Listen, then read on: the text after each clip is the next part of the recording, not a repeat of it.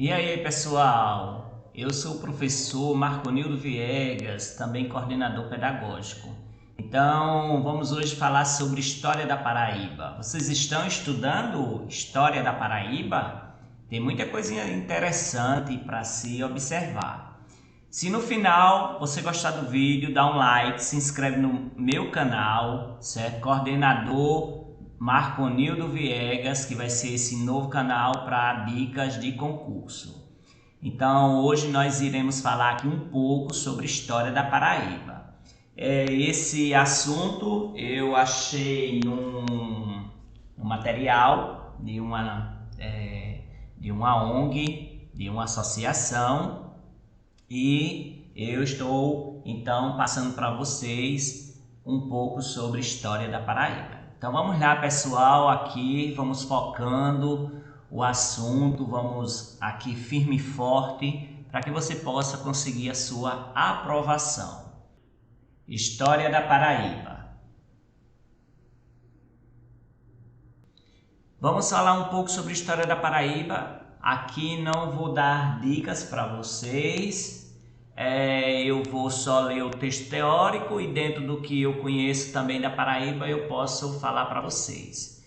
Porém, não tem dica de cursinho, aqui é somente para nós focarmos sobre o texto teórico. A história da Paraíba vai começar antes do descobrimento do Brasil, quando o litoral do atual território aqui do estado era povoado pelos índios potiguaras. A província tornou-se estado com a proclamação da República em 15 de novembro de 1889. Então, os portugueses aqui chegaram, dividiram o Brasil em capitanias hereditárias. Depois dessas capitanias hereditárias começaram as províncias e depois das províncias se tornou estado em 15 de novembro. Antecedentes da conquista da Paraíba. Aqui nós temos uma foto do Engenho da Paraíba de 1645. Nós sabemos que várias cidades foram importantes na economia em relação à produção do açúcar, por causa dessa exploração econômica que Portugal fez com o Brasil. Então aqui na Paraíba teve então vários engenhos. Essa aqui é uma foto de 1645. Demorou um certo tempo para que Portugal começasse a explorar economicamente o Brasil, uma vez que os interesses lusitanos estavam voltados para o comércio das especiarias lá nas Índias. E além disso, não havia nenhuma riqueza na costa brasileira que chamasse tanta atenção quanto o ouro, encontrado nas colônias espanholas, minérios, que tornaram a nação muito poderosa na época. Então, como nós sabemos, Portugal encontrou aqui o Brasil e depois que rezou a primeira missa, foi embora, deixou a bandeira portuguesa plantada aqui. E nisso vieram os franceses, holandeses, ingleses, todo mundo aqui roubando aquela madeira chamada pau-brasil, que tinha a cor vermelha. Então eles decidiram voltar para cá para povoar este local. Então nós temos um tempo abandonado, depois eles vêm para cá e divide então essa terra em capitanias hereditárias, que nós vamos ver aqui. E a capitania aqui pertencia a Pernambuco, a Itamaracá, e vamos ver bem direitinho aqui, tá bom? Então, devido ao desinteresse lusitano, piratas e corsários começaram a extrair o pau-brasil, madeira muito encontrada no Brasil, colônia, e em especial devido à extração de um pigmento usado para tingir tecidos na Europa. Esses invasores eram em sua maioria franceses e logo que chegaram no Brasil fizeram amizade com os índios, possibilitando entre eles uma relação comercial que era conhecida como escambo, que era aquela troca de panela por madeira e coisas do tipo, na qual o trabalho indígena era trocado por algum produto de valor muito baixo ou até sem valor comercial. Com o objetivo de povoá-la, a colônia portuguesa foi dividida em 15 capitanias para 12 donatários. Então, nós sabemos que foram 15 capitanias e esses donatários eram os donos dessas capitanias, os presidentes, coisa assim, era uma pessoa central. Entre elas destacam-se a capitania de Itamaracá, a qual se estendia do Rio Santa Cruz até a Baía da Traição.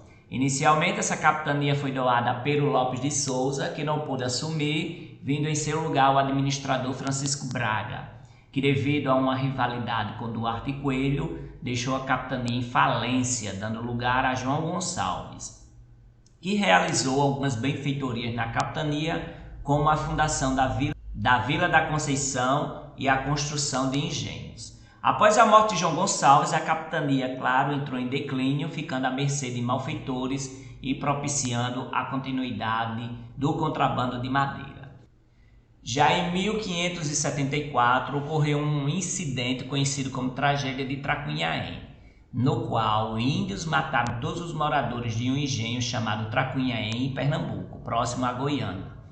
Esse episódio ocorreu devido ao rapto e posterior desaparecimento de uma índia, filha do cacique potiguar, no engenho Tracunhaém. Após receber a comitiva constituída pela Índia e seus irmãos, vindos de viagem, após resgatar a Índia raptada para pernoite em sua casa, um senhor de engenho, Diogo Dias, provavelmente escondeu-a de modo que quando amanheceu o dia a moça havia desaparecido e seus irmãos voltaram para sua tribo sem a Índia. Seu pai ainda apelou para as autoridades, enviando emissários a Pernambuco sem o menor sucesso. Os franceses que se encontraram na Paraíba estimularam então os potiguaras à luta. Pouco tempo depois, todos os chefes potiguaras se reuniram, movimentaram guerreiros da Paraíba e do Rio Grande do Norte e atacaram o engenho de Diogo Dias. Foram centenas de índios que ardilosamente se cercaram do engenho e realizaram uma verdadeira chacina, levando à morte todos que encontraram pela frente. Proprietários, colonos, escravos, não sobrou ninguém. Seguindo-se então dessa chacina, o incêndio desse engenho. Após essa tragédia, Dom João III, rei de Portugal, desmembrou Itamaracá, dando formação à capitania do Rio Paraíba. Existia uma grande preocupação por parte dos lusitanos em conquistar a capitania, que atualmente é a Paraíba, pois havia garantia do progresso da capitania pernambucana, a quebrada aliança entre potiguares e franceses e ainda estender sua colonização ao norte. Então nós vamos ver aqui o tópico a conquista e fundação da Paraíba, as expedições para a conquista. Quando o governador-geral Dom Luís de Brito recebeu a ordem para separar Itamaracá, recebeu também do rei de Portugal a ordem de punir os índios responsáveis pelo massacre. Além disso, ele tinha que expulsar os franceses e fundar uma cidade. Assim começaram as 5 expedições para a conquista da Paraíba. Para isso, o rei Dom Sebastião mandou primeiramente o ouvidor-mor Dom Fernão da Silva. A primeira expedição aconteceu em 1574, quando o comandante dessa expedição foi o ouvidor-geral Dom Fernão da Silva. Ao chegar no Brasil, Fernão tomou posse das terras em nome do rei, sem que houvesse nenhuma resistência. Mas isso foi apenas uma armadilha. Sua tropa foi surpreendida por indígenas e teve que recuar para Pernambuco. Já na segunda expedição, um ano após, 1575, quem comandou a segunda expedição foi o governador-geral Dom Luís de Souza. Sua expedição foi prejudicada por ventos desfavoráveis e eles nem chegaram sequer às terras paraibanas. 3 anos depois, outro governador-geral, Lourenço Veiga, tenta conquistar o rio Paraíba, não obtendo êxito. 4 anos após a segunda expedição, houve a terceira em 1579. Ainda sob forte domínio de fato dos franceses, foi concedida por 10 anos ao capitão Frutuoso Barbosa a capitania da Paraíba. Desmembrada de Olinda.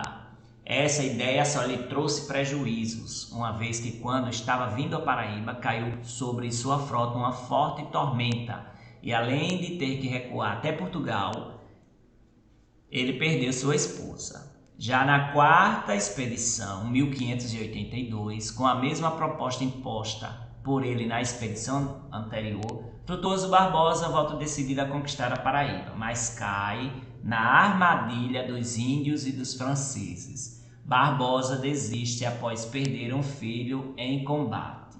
Já na quinta expedição, em 1584, após a sua chegada à Paraíba, Frutuoso Barbosa capturou 5 navios de traficantes franceses, solicitando mais tropas de Pernambuco e da Bahia para assegurar os interesses portugueses na região. Nesse mesmo ano, da Bahia vieram reforços através de uma esquadra comandada por Diogo Flores de Valdes, e de Pernambuco tropas sob o comando de Dom Felipe de Moura. Conseguiram finalmente expulsar os franceses e conquistar a Paraíba. Após a conquista, eles conquistaram os fortes de São Tiago e São Felipe. A conquista da Paraíba. É bom lembrar que aqui também os holandeses invadiram, tocaram fogo em Olinda, nos seminários, nas igrejas, destruíram os engenhos, tudinho, os fortes. Mas aqui nós estamos focando a questão dos franceses, certo? Mas teve também a questão da invasão holandesa aqui no Nordeste, aqui na Paraíba. E foi bem, eles protestantes, né? Queimaram as igrejas, queimaram também os engenhos, invadiram os fortes e tudo mais. Porém, isso é temática de um outro vídeo. Além disso, eu vou fazer um vídeo maior com o Atlas Escolar Paraíba, Espaço Geo-Histórico e Cultural. Então, esse aqui é só para introdução, para vocês verem como é o desenrolar da história, porque quando começar a falar dos outros vídeos, você já tem uma base que é isso aqui. Isso aqui é a base de tudo, certo? Então, continuando, para as jornadas, o ouvidor-geral Martim Leitão formou uma tropa constituída por brancos, índios, escravos e até religiosos. Quando aqui chegaram e se depararam com os índios que sem defesa fogem e são aprisionados. Ao saber que eram índios tabajaras, criou um certo mal-estar. Aí Martim Leitão manda soltá-los, afirmando que a luta era contra os potiguaras, que eram os rivais dos tabajaras. Então é aquilo, né? Inimigo de seu inimigo é seu amigo. Então, após o incidente, Leitão procurou formar uma aliança com os tabajaras, que por temerem outra traição, a rejeitaram. Depois de um certo tempo, Leitão e sua tropa finalmente chegaram ao forte de São Felipe, ambos em decadência e miséria devido às intrigas entre espanhóis e portugueses. Com isso, Martim Leitão nomeou o espanhol conhecido como Francisco de Castrejón para o cargo de Frutuoso Barbosa. A troca só fez piorar a situação, ao saber que Castrejón havia abandonado, destruído o forte e jogado toda a sua artilharia ao mar. Leitão prendeu e o enviou de volta à Espanha. Quando ninguém esperava, os portugueses se uniram aos tabajaras, fazendo com que os potiguaras recuassem. Isso se deu no início de agosto de 1585, preste atenção, viu? Início de agosto de 1585. Nós sabemos que a fundação da Paraíba é no dia 5 de agosto de 1585.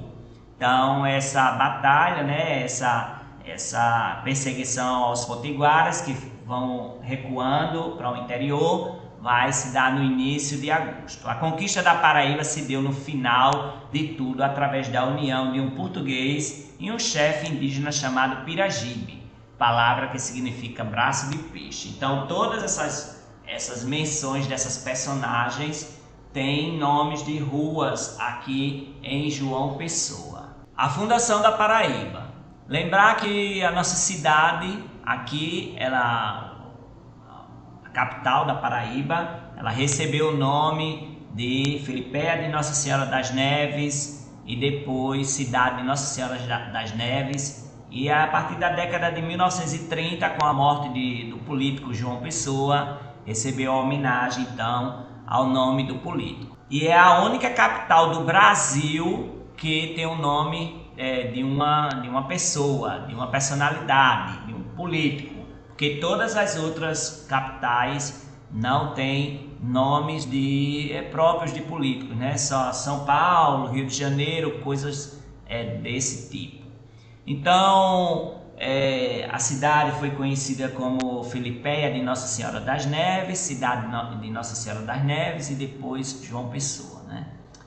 A Martim Leitão, então, trouxe pedreiros, carpinteiros, engenheiros e outros para edificar a cidade de Nossa Senhora das Neves. Com o início das obras, Leitão foi até a Baía da Traição expulsar o resto dos franceses que permaneciam na Paraíba. Leitão nomeou João Tavares para ser o capitão do forte, e aqui na Paraíba nós temos então a terceira cidade a ser fundada no Brasil e a última do século XVI. Então a terceira cidade mais antiga se encontra aqui na Paraíba, que é justamente essa de onde eu vos falo, que é João Pessoa. Primeiras vilas da Paraíba na época colonial. Então nós vamos ver aqui o nome de algumas cidades que são o início de várias outras que vão desenvolver o estado em relação do litoral ao sertão. Com a colonização foram surgindo vilas na Paraíba, e a seguir nós temos algumas informações sobre as primeiras vilas da Paraíba. Conhecida antigamente pelo nome de Bruxaxá, Areia foi elevada à freguesia com o nome de Nossa Senhora da Conceição pelo Alvará Régio de 18 de maio de 1815. Essa data é considerada também como a número 2. Hoje Areia ela se destaca como uma das principais cidades do interior da Paraíba, principalmente devido ao seu passado histórico. A cidade de Areia também é conhecida por ter libertado os escravos antes da Lei Áurea, liberdade aos escravos. É uma cidade muito agradável, cidade fria, faz parte do caminho do frio, e tem um acervo histórico muito importante da cidade, né? O Teatro Princesa Isabel, se eu não me engano, é o nome do teatro, a casa de João Rufino. Então a Areia é muito importante. Campina Grande, sua colonização teve início em 1697. O capitão-mor Teodósio de Oliveira Ledo instalou na região um povoado. Os indígenas ariús formaram uma aldeia. Em volta dessa aldeia surgiu uma feira nas ruas por onde passavam os camponeses. Percebe-se então que as características comerciais de Campina Grande nasceram desde sua origem, os tropeiros também, né? Daí tem até uma homenagem com um monumento aos tropeiros. Campina foi elevada à freguesia em 1769 sobre a invocação de Nossa Senhora da Conceição. Sua elevação à vila com o nome de Vila Nova da Rainha se deu em 20 de abril de 1790. Hoje, Campina Grande é a maior cidade do interior do Nordeste em diversos aspectos. É uma cidade que tem a maior quantidade de doutores em relação aos habitantes da cidade. É uma cidade bem agradável, o clima também. Pilar. O início de seu povoamento aconteceu no final do século XVI, quando fazendas de gado foram encontradas pelos holandeses. Hoje, uma cidade sem muito destaque na Paraíba, foi elevada à vila em 5 de janeiro de 1765. Pilar originou-se a partir da missão do Padre Martim Nantes naquela região.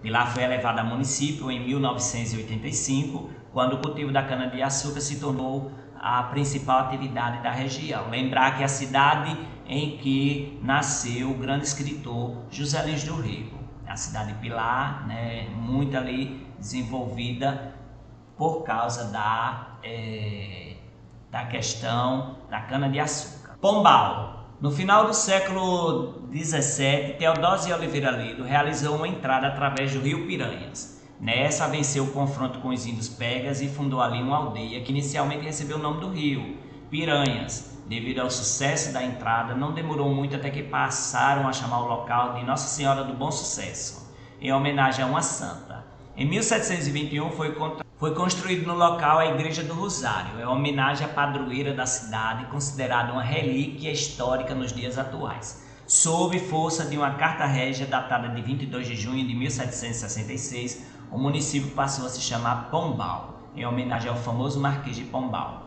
Foi elevada à vila na terceira semana de maio de 1772, data hoje considerada como sendo também a da criação do município. São João do Cariri. A região territorial de São João do Cariri já chegou a atingir mais de um terço do atual estado da Paraíba, pois além do Sertão e do Cariri, pertencia ali Campina Grande e as suas atuais micro-regiões do Agreste e da Borborema. Sim, Campina Grande é conhecido como a rainha da Borborema, viu? Que é esse elevado, né, ali, que é chamado de Borborema, a Serra de Borborema. Então, aqui nós temos São João do Cariri, que vai ter uma grande extensão. O território do município era habitado pela família nativa Cariri até meados do século XVII. Em 1669, com a doação de uma sesmaria por alferes José Alves Martins, teve origem o sítio São João. Foi elevada a vila no ano de 1800. São João do Cariri hoje é um município pequeno, porém o município tem uma bela cultura. Sousa, hoje é a sexta cidade mais populosa do estado da Paraíba e dona de um dos mais importantes sítios arqueológicos do país, o Vale dos Dinossauros. Sousa era um povoado conhecido por Jardim do Rio do Peixe. A terra da região era bastante fértil, o que acelerou rapidamente o processo de povoamento e progresso do local. Em 1730, já viviam aproximadamente no vale 1.468 pessoas. Sousa foi elevada à vila com o nome atual em homenagem ao seu benfeitor, Bento Freire de Sousa, em 22 de julho de 1766. Sua emancipação política se deu em 10 de julho de 1854. Uma bela cidade, tem o Vale dos Dinossauros. João Tavares foi o primeiro capitão-mor ao qual governou de 1585 a 1588, a capitania da Paraíba. João Tavares foi encarregado pelo ouvidor Martim Leitão de construir uma nova cidade.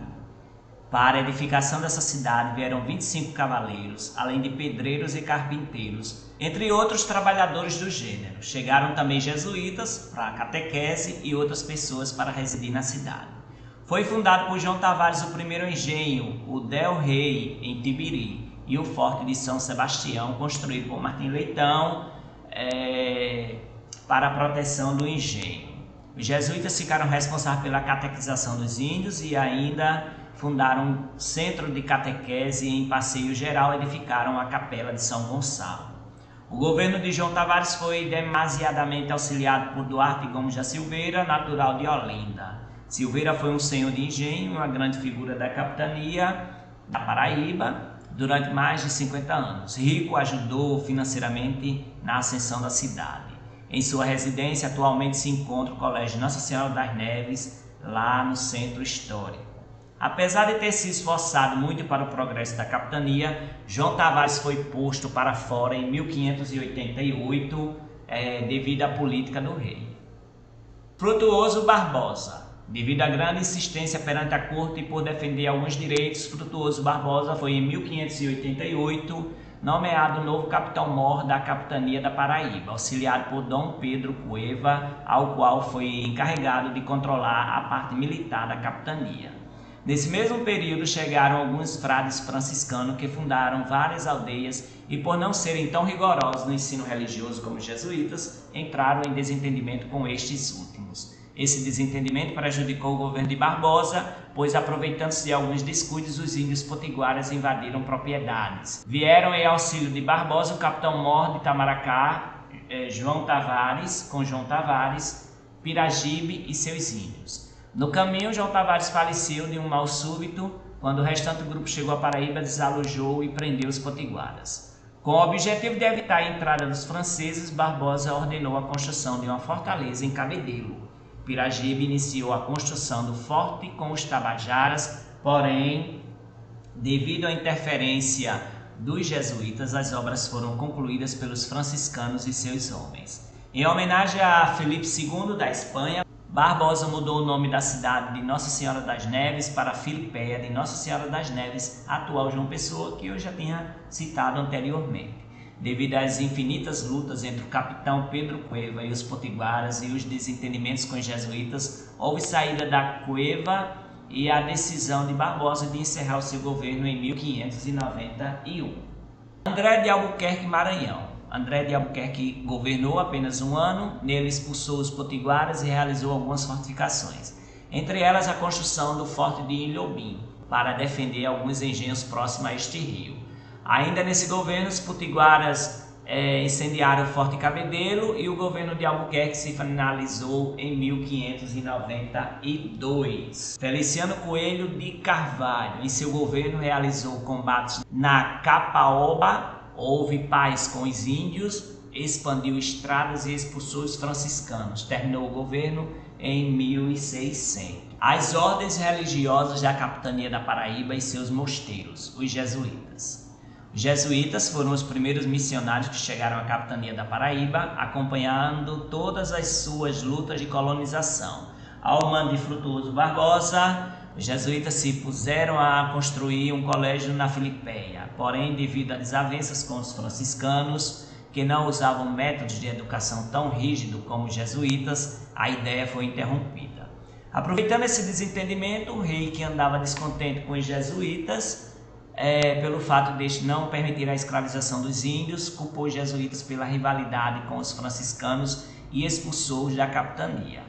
115 anos depois, os jesuítas voltaram à Paraíba, fundando um colégio onde ensinavam latim, filosofia e letras. Passando algum tempo, fundaram um seminário junto à igreja de Nossa Senhora da Conceição. Atualmente, essa área corresponde ao Jardim Palácio do Governo, aqui no centro da cidade, na Praça dos Três Poderes. Em 1728, os jesuítas foram novamente expulsos e em 1773 o ouvidor-geral passou a residir no seminário onde moravam os jesuítas com a permissão do Papa Clementino XIV. E aqui nós temos a segunda ordem, que são os franciscanos. Atendendo a Frutuoso Barbosa, chegaram os padres franciscanos com o objetivo de catequizar os índios. O frei Antônio do Campo Maior chegou com o objetivo de fundar o primeiro convento da capitania. Seu trabalho se concentrou em várias aldeias, o que o tornou importante. No governo de Feliciano Coelho começaram alguns desentendimentos, pois os franciscanos, assim como os jesuítas, não escravizavam os índios. Ocorreu que depois de certos desentendimentos entre os franciscanos, Feliciano e o governador-geral acabou se acomodando junto aos frades. A igreja e o convento dos franciscanos foram construídos em um sítio muito grande, onde atualmente se encontra a Praça São Francisco. A terceira ordem são os beneditinos. O superior-geral dos beneditinos tinha interesse em fundar um convento na capital da Paraíba. O governador da capitania recebeu o abade e conversou com o mesmo sobre a tal fundação. Resolveu doar um sítio que seria a ordem do superior-geral dos beneditinos. A condição imposta pelo governador era que o convento fosse construído em até 2 anos. O mosteiro não foi construído em 2 anos, mesmo assim Feliciano manteve a doação ao sítio. A igreja de São Bento se encontra atualmente na Rua 9, onde ainda há um catavento em lâmina construído em 1753. Os missionários carmelitas, eles vieram a Paraíba a pedido de Dom Henrique, o cardeal, em 1580. Mas devido ao incidente na chegada que colheu os missionários para diferentes direções, a vinda dos carmelitas demorou 8 anos. Os carmelitas chegaram a Paraíba quando o Brasil estava sob domínio espanhol, né? A coroa portuguesa foi unida à coroa espanhola chamada União Ibérica. Os carmelitas chegaram, fundaram um convento e iniciaram trabalhos missionários. A história dos carmelitas aqui é incompleta, uma vez que vários documentos históricos foram perdidos nas invasões holandesas, como eu disse, que queimou igreja, muita coisa, né?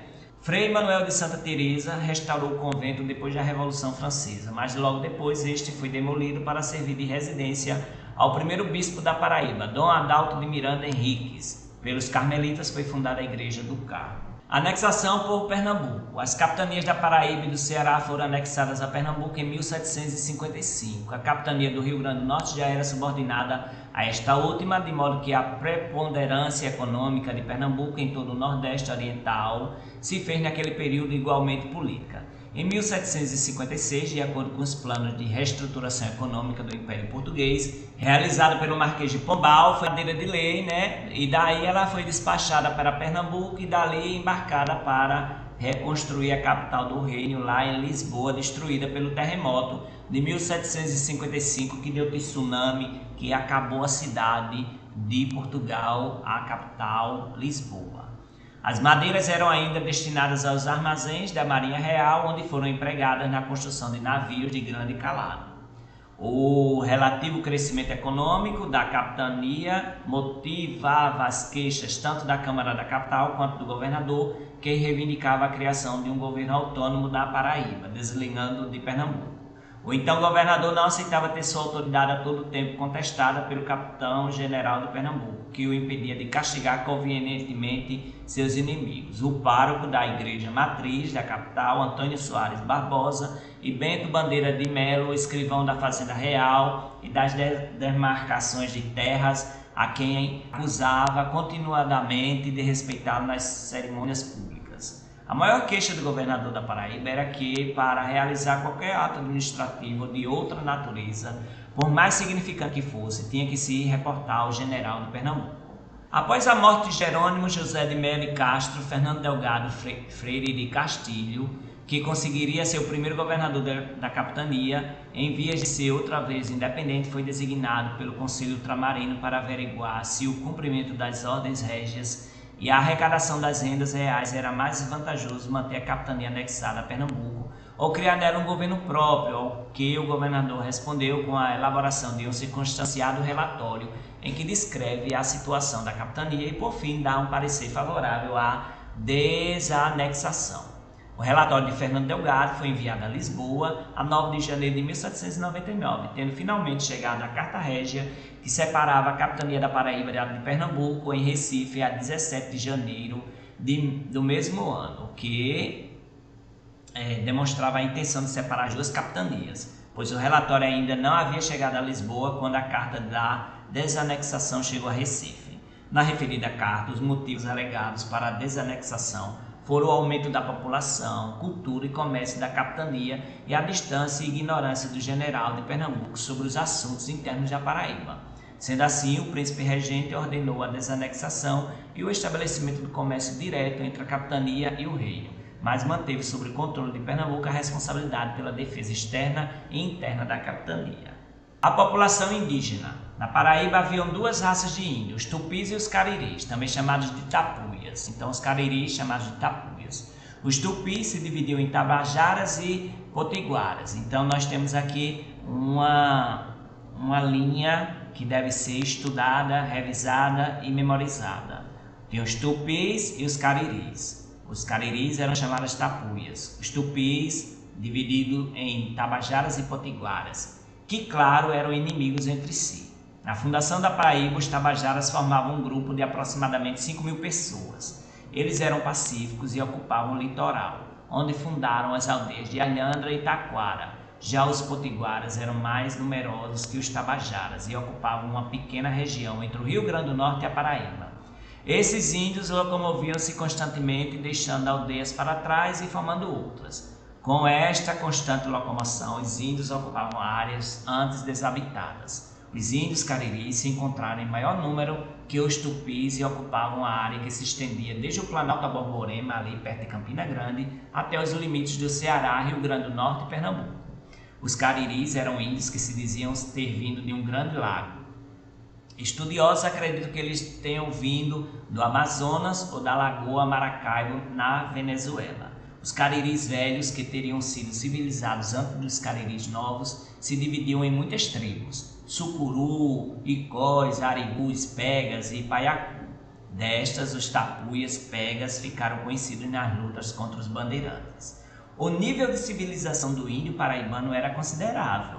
Muitos sabiam ler e conheciam ofícios como a carpintaria.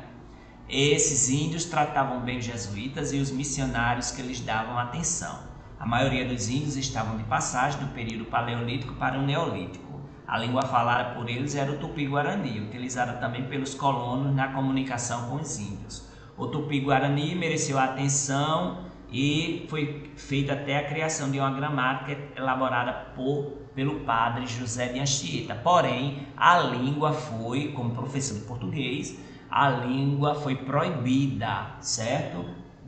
Sendo proibida pelo rei de Portugal, e ninguém podia falar a língua nativa, a não ser o português dos portugueses lá como forma de dominação.